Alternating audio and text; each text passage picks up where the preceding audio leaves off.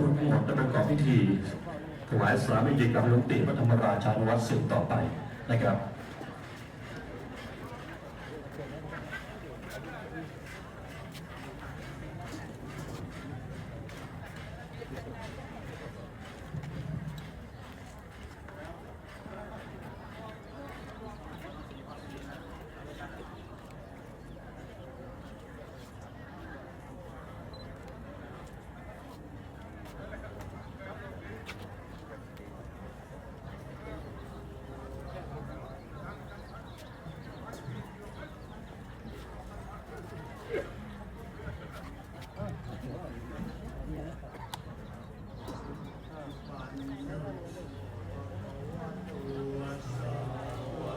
สังโฆ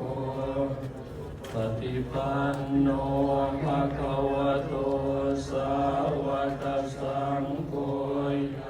ยะปฏิปันโนภะคะวะโตสาวกสังโฆมีจิปฏิปันโนภะคะวะโตสาวกสังโฆทังจัตตา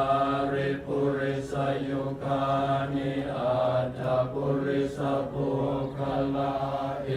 สะภะคะวะโตสาวกสังโฆอาหุนายโย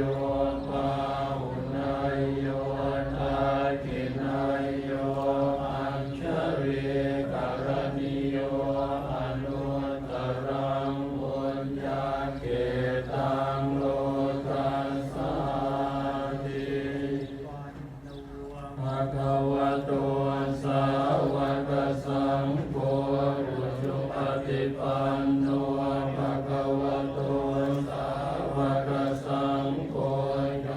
ยะปฏิปันโนภะคะวะโต